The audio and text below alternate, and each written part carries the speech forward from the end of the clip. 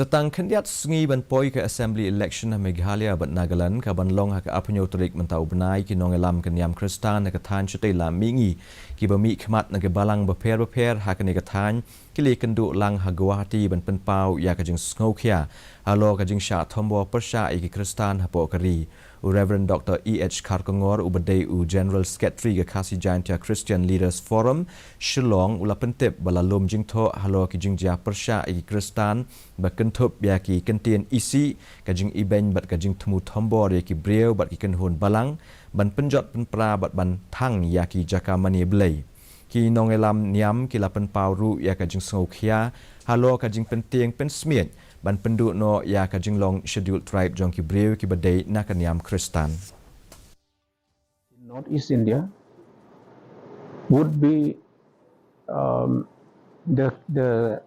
ST status would be removed from the Christians, and ST is their scheduled tribe status,